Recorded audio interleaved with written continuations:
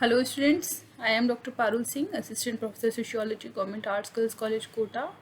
और हम आपका समाजशास्त्र विषय का जो आपका बीए थर्ड ईयर का पेपर 2 है, social problems in contemporary India, समकालीन भारत में सामाजिक समस्याएं। ये पेपर में हम जो समस्याएं हैं वो डिस्कस कर रहे थे, और इसका जो लास्ट यूनिट है उसके कुछ लास्ट टॉपिक्स आपके बचे हुए हैं। बाकी सभी प्रॉब्लम्स यहाँ डिस्कस की जा चुकी हैं। तो इसी कड़ी में आज हम जो बात करेंगे आपसे, वो हम बात करेंगे गंदी बस्तियां या स्लम्स, जिनको इंग्लिश में बोलते हैं।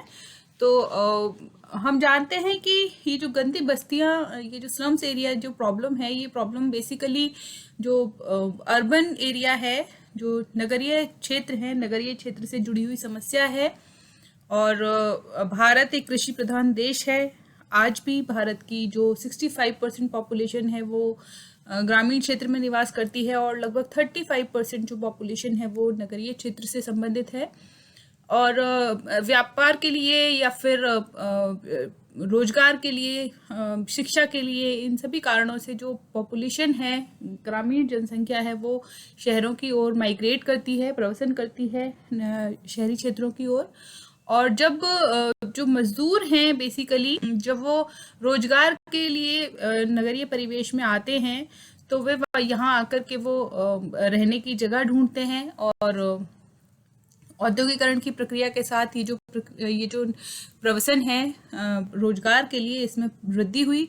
और जो औद्योगिक केंद्र जितने भी बने, वहाँ पर जनसंख्या में तीव्र वृद्धि हुई। लेकिन जिस संख्या में जो जनसंख्या माइग्रेट हुई, उसके अनुपात में चूंकि मकानों का निर्माण नहीं हो पाया, तो ऐसी स्थिति में वहाँ पर रहने के लिए जो गंदी बस्तियां हैं या स्लम एरिया हैं वो डेवलप होने शुरू हुए।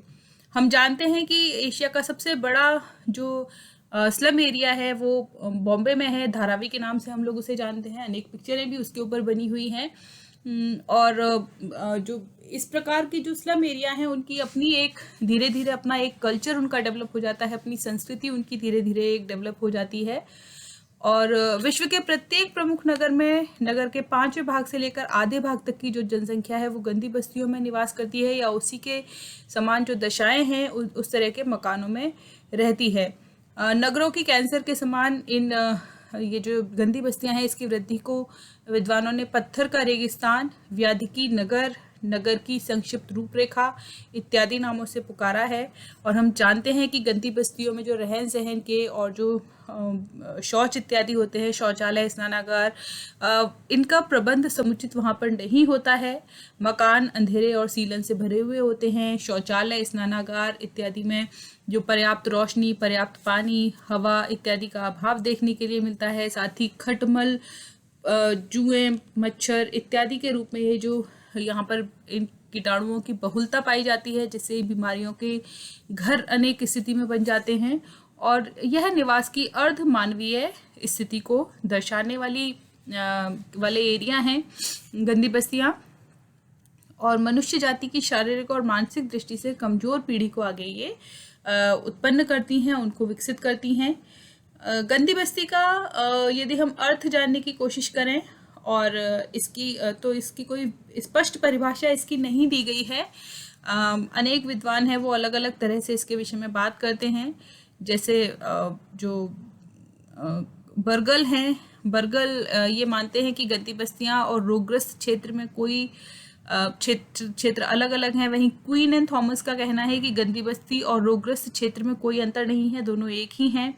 वहीं बर्गल कहते हैं कि गंदी बस्तियां नगर में वे क्षेत्र हैं जिनमें निम्न स्तर की आवास दशा होती है। एक गंदी बस्ती सदैव एक क्षेत्र होता है। एक अकेला मकान पतन की निकृष्ट अवस्था में होने पर भी एक गंदी बस्ती नहीं कहा जा सकता। तो ये एक जो गंदी बस्ती होगी, वहाँ पर बहुत सारे मकान होंगे, और जो स्थितियाँ होंगी वो बहुत ही निम्न स्तर की होंगी, सुविधाएं बहुत ही निम्न स्तर की होंगी वहाँ पर। केंद्रीय सरकार द्वारा 1956 में बनाए गए गंदी बस्ती क्षेत्र अधिनियम में जो गंदी बस्ती है उसको परिभाषित किया गया है कि गंदी बस्ती प्रमुख रूप से एक ऐसा निवासीय क्षेत्र है जहाँ के निवास स्थान नष्ट हो गए हों, अत्यधिक भीड़भाड़ युक्त हों, इनकी डिज़ाइन त्रुटिपूर्ण हो, रोशनदान, प्रकाश एवं सफाई का अभाव हो, या इनमें से कुछ कारकों के सम्मिलित प्रभाव के कारण सुरक्षा, स्वास्थ्य एवं नैतिकता के लिए ये हानिप्रद हों। तो बहुत ही बेढंग तरीके से बसी हुई, अव्यवस्थित रूप से विकसित और सामान्यतः उपेक्षित क्षेत्र जो कि लोगों द्वारा घना बसा हुआ होता है और जिनमें बिना मरम्मत और उपेक्षित मकानों की भीड़भाड़ होती है, संचार के साधन अपर्याप्त होते हैं, सफाई व्यवस्था के प्रति उदासीनता पाई जाती है, भौतिक एवं सामाजिक स्वास्थ्य को बनाए रखने के लिए आवश्यक सुविधाओं की अपर्याप्तता होती है, मानव एवं समुदाय की आवश्यकताओं एवं सुविधाओं की पूर्ति कम से कम होती है, व्यक्ति एवं परिवार की प्रमुख सामाजिक समस्याओं से निपटने के लिए सामाजिक सेवाओं एवं कल्याण संस्थानों की सामान्यतः अनुपस्थिति होती है।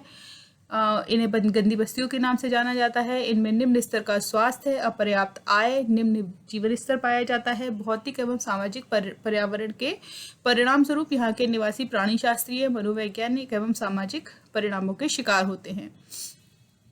तो इस प्रकार से यदि हम देखें तो जो गंदी बस्तियां हैं, हम उस क्षेत्र को कह सकते हैं जो कि बहुत ही अस्त व्यस्त हो, अव्यवस्थित हो और टूटे फूटे घर हों जिनकी मरम्मत के प्रति उपेक्षा बरती जाती हो, जहाँ पर जनसंख्या यानी पॉपुलेशन डेंसिटी जहाँ पर बहुत ज़्यादा हो, और ये इस तरह के जो एरियाज हैं बहुत भीड़ भाड़ वाले होते हैं।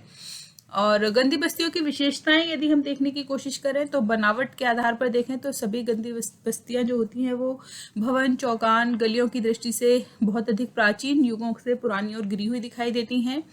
इसमें जो आर्थिक स्थिति है उसमें कम आय वाले लोग रहते हैं और जीर्ण शीर्ण अवस्था वाले भवन भी यहाँ पर हो सकते हैं। और गंदी बस्तियों में जो रहने वाले लोग हैं वो बाजार द्वारा तय किया हुआ किराया देने में असमर्थ होते हैं, अर्थात इनकी आर्थिक स्थिति बहुत ही निम्न स्तर की होती है। अत्यधिक भीड़भाड़ युक्त होते हैं ऐसी जगह, और ये खाली पड़ी हुई जो जमीन होती है उस पर अनधिकृत कब्जा किए हुए होते हैं। ज़्यादातर लोग इस प्रकार के होते हैं जिन्हें कहीं रहने के लिए स्थान नहीं मिला होता है, या फिर जो अच्छी जगहों पर रहने में असमर्थ होते हैं। ये वृद्ध, बीमार, निवास रहित लोगों, समाज के कुसमायोजित लोगों के लिए शरण स्थल होती हैं इस तरह की बस्तियां। और जो स्वास्थ्य और सफाई है, स्वास्थ्य और सफाई की दृष्टि से भी इनमें जो सार्वजनिक सेवाएं हैं इनका अभाव होता है। यहाँ पर बीमारी और मृत्यु दर अधिक होती है। और जो नैतिकता है, नैतिकता का निम्न स्तर देखने के लिए मिलता है, क्योंकि अपराध और बुराई का क्षेत्र होते हैं अधिकतर इस तरह के जो स्थान होते हैं। और जो जीवन विधि है इनकी बहुत ही निम्न स्तर की जीवन विधि इनकी देखने के लिए मिलती है। जो कुछ बस्तियों में निवासी परस्पर अपरिचित होते हैं, कुछ में परिवारजन अथवा परिचित लोग रहते हैं। प्रवासियों द्वारा बनाई हुई बस्तियों के दृढ़ सामाजिक संगठन भी देखने के लिए मिलते हैं। गंदी बस्तियों में वे लोग रहते हैं जिनकी सामाजिक प्रतिष्ठा निम्न होती है और अधिकांश निवासी श्रम बाजार में श्रमिक के रूप में कार्य करते हैं। और ये जो अन्य समूह हैं उनसे अपने आप को अपनी एक पृथक पहचान बनाते हैं, सामाजिक पृथक्करण के शिकार होते हैं। गतिशीलता इनमें उच्च स्तर की पाई जाती है, और जो कार्य के लिए या रोजगार के लिए इनमें जो गतिशीलता है वो इनमें तीव्र देखने के लिए मिलती है। गंदी बस्तियों की स्थिरता की एक विशेषता इनमें देखने के लिए मिलती है कि इस तरह की जो बस्तियां होती हैं उन बस्ती को यदि आप एक जगह से हटाएंगे तो ये कहीं दूसरी जगह जाकर के अपना स्थान, कोई अनधिकृत स्पेस ढूंढेंगे और वहां पर जाकर अपने आप को बसा लेते हैं। तो इस प्रकार जो गंदी बस्तियां ये समाप्त नहीं होती, बल्कि ये एक स्थान से दूसरे स्थान पर शिफ्ट होती रहती हैं।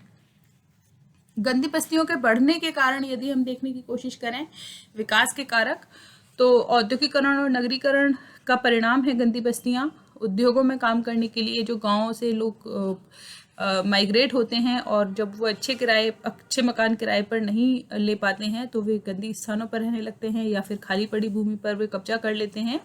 और नगर की परिधि के आसपास या फिर अपने उद्योग क्षेत्र के आसपास का जो जमीन होती है वहाँ पर ये जो श्रमिक हैं वो इस प्रकार की बस्तियों का निर्माण कर लेते हैं।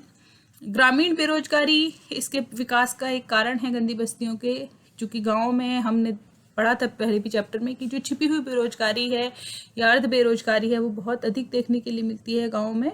तो ऐसी स्थिति में रोजगार की तलाश में जो ग्रामीण परिवेश में निवास करने वाले लोग हैं वो व्यवसाय की तलाश में वो नगरों की ओर आने लगते हैं और यहाँ पर आकर भी वे चूँकि जो अच्छी सुविधा वाली जो जगह होती हैं उनको ये वहन नहीं कर सकते, तो ऐसी स्थिति में बस्तियाँ बनाकर रहने लगते हैं और इन्हें हम ग्रामीण गंदी बस्ती के नाम से भी जानते हैं। जनसंख्या वृद्धि के कारण जो मकान है वो इतने तीव्र गति से नहीं बन पाए, जिसके कारण आवास का अभाव हुआ और लोग भीड़ भाड़ युक्त मकानों में अथवा एक ही मकान में अनेक परिवार मिलकर के रहने लगे, जिसके कारण गंदी बस्तियाँ विकसित हुई। प्राकृतिक प्रकोप अर्थात अकाल, अतिवृष्टि, भूकंप, संक्रामक रोग इत्यादि के कारण लोग अपना घर छोड़कर दूसरे सुरक्षित स्थानों की ओर जाने लगते हैं और जनाधिक्य के कारण गंदी बस्तियाँ पनपने लगती हैं। वहीं जो नगरीय आकर्षण है, नगरों में जो आधारभूत सुविधाओं का की उपस्थिति और मनोरंजन, चिकित्सा, पुलिस, न्यायालय इत्यादि सुविधाओं के कारण लोग नगरों की ओर आकर्षित होते हैं, लेकिन यहाँ पर आवास के अभाव के कारण वे गंदी बस्तियों का निर्माण करते हैं और उनमें निवास करने लगते हैं। व्यापारिक उन्नति नगरों में अधिक होती है, सुविधा के और उन्नति के अवसर अधिक होते हैं, उत्पादित वस्तुओं की बिक्री, उपयोग की सुविधा इत्यादि के कारण से लोग कच्चा माल बेचने के लिए, बना माल खरीदने के लिए नगरों में आते हैं और जो व्यापारिक लालसा है उनको वो नगरों में बसने के लिए प्रेरित करती है। निम्न वर्गों की अधिकता गंदी बस्ती देखने के लिए मिलती है नगरों में और ये लोग गंदी बस्तियों में निवास करते हैं। आवास की दयनीय दशा में रहने के कारण ये जीवन के प्रति रूढ़िवादी हो जाते हैं और ये अपने स्थान को भी परिवर्तित करना नहीं चाहते हैं। नगरों में श्रमिकों की अधिकता होती है, वे अपने कारखाने और काम के स्थान के आसपास रहना चाहते हैं, जिसके फलस्वरूप भी गंदी बस्तियां विकसित होती हैं। और प्रांतीयता, जातिवाद, भाषावाद, सांप्रदायिकता की भावना भी के कारण भी ये लोग एक साथ रहना चाहते हैं, फलस्वरूप भीड़ भाड़ युक्त जो गंदी बस्तियां हैं वे निर्मित होती हैं। गतिशीलता लोगों की बढ़ी है आजकल, यातायात की सुविधा ने इस प्रक्रिया को बहुत प्रोत्साहित किया है और जो देशांतर गमन की प्रवृत्ति है इसने नगरों में बसने का आकर्षण पैदा किया, जिसने गंदी बस्तियों को जन्म दिया है। निर्धनता के कारण लोग गंदी बस्तियों का निर्माण करते हैं, गंदी बस्तियों में रहते हैं, मकानों की कमी के कारण लोग गंदी बस्तियों में रहते हैं और जो सरकारी प्रयास हैं इनमें जो इनका उचित ना होना और इसमें कमी के कारण भी जो गंदी बस्तियां हैं वो इत्यादि विकसित होती हैं। श्रमिकों और इन बस्तियों में जो साफ़ सफाई है, सुविधाएं हैं, जो बेसिक इंफ्रास्ट्रक्चर की जो फैसिलिटीज़ हैं वो प्रोवाइड नहीं करवाने के कारण जो इस प्रकार की गंदी बस्तियां हैं वो धीरे धीरे बसती रहती हैं और डेवलप होती रहती हैं। अनेक भारत में जो गंदी बस्तियां हैं इनमें जैसे मुंबई की जो बस्तियां हैं उनको चाले भी कहा जाता है, चाल के नाम से जाना जाता है। वहीं कानपुर की जो गंदी बस्तियां हैं इनको अहाता के नाम से पुकारा जाता है। और गंदी बस्तियों के दुष्परिणाम यदि हम देखें, खराब आवास के कारण जो उनके दुष्परिणाम हैं उसमें हमें स्वास्थ्य का ह्रास देखने के लिए मिलता है। इस प्रकार के रहने वाले क्षेत्र के लोग बुरे स्वास्थ्य से ग्रसित हो जाते हैं क्योंकि वहाँ पर शुद्ध हवा, जल, रोशनी इत्यादि नहीं मिल पाती है, बीमारियाँ फैल जाती हैं, शरीर कमजोर हो जाता है। नैतिक पतन और अपराध की स्थितियां पैदा होती हैं गंदे बस्तियों के कारण। गंदे आवास में रहने के कारण इनकी मनोवृत्ति अपराधी हो जाती है, इनका नैतिक पतन होता है। अनेक प्रकार की जो अन्य वैयक्तिक और सामाजिक बुराइयां हैं, चोरी, वेश्यावृत्ति, शराबखोरी, जुआ खेलना, इस प्रकार की आदतें जन्म ले लेती हैं और चूँकि रहने के स्थान में इनके पास प्रॉपर प्लेस का अभाव होता है, एक ही कमरे में 3-3, 4-4 परिवार अनेक बार रहते हैं और युवा, बालक, वृद्ध सभी एक ही मकान में, एक ही कमरे में कई बार रह रहे होते हैं, तो इसके कारण भी अनेक जो व्यवहार हैं एक दूसरे के वो इनके जो नैतिक पतन है उसका कारण बनते हैं। श्रमिकों की कुशलता पर प्रभाव पड़ता है क्योंकि कुशलता के लिए आवश्यक है कि स्वास्थ्य अच्छा हो, मकान अच्छे हों, शुद्ध रोशनी, शुद्ध हवा, पानी का उनके लिए प्रबंध हो। लेकिन जब इन सब का अभाव रहता है तो ऐसी स्थिति में जो श्रमिक हैं उनकी कार्यक्षमता घट जाती है, उनकी कुशलता पर प्रभाव पड़ता है। सांस्कृतिक स्तर में ह्रास आता है। जो इस प्रकार की जो गंदी बस्तियां हैं इनमें जो दयनीय आवास व्यवस्था के कारण संस्कृति में ह्रास देखने के लिए मिलता है। इनकी अपनी एक संस्कृति अलग डेवलप हो जाती है और ये अपनी उस संस्कृति के अनुसार ही ये जीवन यापन करते हैं और उसी का ये हस्तांतरण एक पीढ़ी से दूसरी पीढ़ी को करते हैं। राष्ट्र को हानि होती है गंदी बस्तियों के कारण क्योंकि जो श्रमिक है उनके कार्यक्षमता घट जाती है, औद्योगिक तनाव और संघर्ष होते हैं और राष्ट्रीय उत्पादन पर इसका विपरीत प्रभाव पड़ता है। वैयक्तिक विघटन हमें देखने के लिए मिलता है गंदी बस्तियों के कारण। जो व्यक्ति है वो उसके जीवन को विघटित कर देती हैं। ऐसी जो स्थितियां होती हैं, आवास की जो दुर्व्यवस्थाएं होती हैं, असामान्य जीवन व्यतीत करता है व्यक्ति। शराब और मादक वस्तुओं का प्रयोग करने लगता है, जुआ खेलता है, वेश्यागमन, अपराधी प्रवृत्तियों में लगे रहना। गंदी बस्तियों में रहने वाले लोगों की मानसिक चिंता, बेचैनी, ऊब, निराशा इत्यादि के शिकार होते हैं। पारिवारिक विघटन की समस्याएं देखने के लिए मिलती हैं। चूंकि व्यक्ति है उसमें परिवार के प्रति लगाव समाप्त होने लगता है, परिवार में असमंजस्य बढ़ता है, व्यक्ति परिवार की उपेक्षा करने लगते हैं। नगरों में निवास की उचित व्यवस्था न होने से वे जो आत्महत्या, पृथक्करण, तलाक की स्थितियां पैदा होती हैं और जिसके परिणाम स्वरूप परिवार का विघटन भी हो जाता है। सामुदायिक विघटन देखने के लिए मिलता है। बिगड़ी हुई आवास व्यवस्था से व्यक्ति पारिवारिक विघटन, सामाजिक विघटन की स्थितियां उत्पन्न होती है, जिससे सामुदायिक विघटन होता है। व्यक्ति और परिवार की हानि से अंततः समाज और समुदाय की भी हानि होती है। आय में कमी देखने के लिए मिलती है, क्योंकि आवास की जो बुरी व्यवस्था है व्यक्ति की कार्यक्षमता को घटाती हैं, जिसके फलस्वरूप उनकी प्रॉपर आय नहीं हो पाती और वह गरीबी की स्थिति से छुटकारा पाने में असमर्थ होते हैं। निम्न जीवन स्तर हमें देखने के लिए मिलता है गंदी बस्ती में रहने वाले व्यक्तियों का, जिसका जो प्रभाव है वो उनकी आय पर पड़ता है। उच्च जीवन स्तर उनके लिए व्यतीत करना संभव नहीं होता और अपनी आवश्यकताओं को जुटाने में भी ये असमर्थ होते हैं। आवास और गंदी बस्तियों की समस्या को हल करने के लिए यदि हम देखें कि क्या प्रयास इनके द्वारा किए जा रहे हैं, तो इनके जो समस्या को हल करने के लिए केंद्र सरकार, नगर पालिका, बीमा विभाग इत्यादि द्वारा अनेक प्रयास किए गए हैं। फिर भी भारत में ये जो स्वास्थ्यप्रद आवास की समस्या है दिन प्रतिदिन बढ़ती जा रही है और इसके लिए यदि हमें कुछ प्रयास करने हैं तो उसमें आवास वित्त की हमें व्यवस्था करनी होगी। इनके लिए पंचवर्षीय योजनाओं में अनेक प्रयास इसके किए भी गए। हुडको के द्वारा जो मकान इत्यादि हैं उनका निर्माण किया गया, वित्तीय कार्यक्रम उनके लिए चलाए गए। नेहरू रोजगार योजना के माध्यम से गरीब परिवारों को आवास की सुविधा के लिए कुछ आर्थिक सहायता का प्रावधान किया गया। राष्ट्रीय भवन निर्माण संगठन का निर्माण किया गया और कुछ राज्यों ने भी अपनी योजनाएं बनाई, जैसे समेकित सहायता आवास योजना, कम आय वर्ग आवास योजना, मध्यम आय वर्ग आवास योजना, ग्रामीण आवास योजना, किराया आवास योजना, इंदिरा आवास योजना, बागान श्रमिक आवास योजना। शहरी भूमि का सामाजिकरण किया गया 1976 में और इसका उद्देश्य सट्टेबाजी को रोकना, शहरी भूमि के सामाजिकरण की नीति को क्रियान्वित करना था। गंदी बस्तियों के पर्यावरण का सुधार किया गया 1972 में यह प्रारंभ की गई योजना और इसके अंतर्गत गंदी बस्तियों में पीने के पानी, जलमल निकास, रोशनी का प्रबंध, गलियों को चौड़ा और पक्का करने के लिए वित्तीय सहायता का प्रावधान किया गया।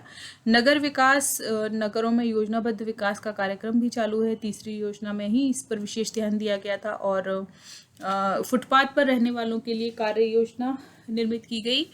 इसके अतिरिक्त यदि गंदी बस्तियों का सुधार करना है तो इसके लिए जो मकान निर्माण के लिए विभिन्न संस्थाओं द्वारा दिए जाने वाले ऋण में वृद्धि की जानी चाहिए, किश्तों में रियायत दी जानी चाहिए, ब्याज की दर घटाई जाए और इस कार्यक्रम का विस्तार किया जाए। वहीं श्रमिक बस्तियों में बाजार, औषधालय, स्कूल, खेल के मैदान, पार्क इत्यादि की सुविधाएं उपलब्ध कराई जाएं। इनको श्रमिकों को भवन निर्माण हेतु ऋण और भुगतान उनके वेतन से काटने की व्यवस्था की जाए। नगरीय क्षेत्रों में आवास समस्या, विशेषतः गंदी बस्तियों की समस्या के समाधान के लिए आवश्यक बड़ी योजनाओं के लिए अंतर्राष्ट्रीय सहयोग प्राप्त किया जाए और नगर के बाहरी क्षेत्रों से नगरों में यातायात सुविधा सस्ती और सुगम बनाने से भी नगर का फैलाव तेज गति से होगा और इससे जो मलिन बस्तियां हैं, जो गंदी बस्तियां हैं, वो नगर के बीचों बीच या औद्योगिक क्षेत्र के आसपास विकसित नहीं होंगी। राष्ट्रीय श्रम आयोग ने भी इस संबंध में कुछ सुझाव दिए हैं, जिसमें वे बात करते हैं कि औद्योगिक नगरों में सरकार स्वयं आवास की व्यवस्था करे, प्रत्येक राज्य में आवास बोर्ड गठित किए जाएं, भवन निर्माण करने वाली सहकारी समितियों का गठन किया जाए, भूमिहीन मजदूरों को घर के स्वामित्व का अधिकार दिया जाए, ग्रामीण मजदूरों और अन्य व्यक्तियों के लिए सरकारी योजनाएं चलती रहनी चाहिए। तो यदि हम ये सभी कुछ प्रयास करेंगे तो गंदी बस्तियों की जो समस्या है उस समस्या से हम का समाधान कर सकते हैं, इस पर हम नियंत्रण कर सकते हैं। तो आज के लिए इतना ही, इससे आगे का नेक्स्ट क्लास में। Thank you.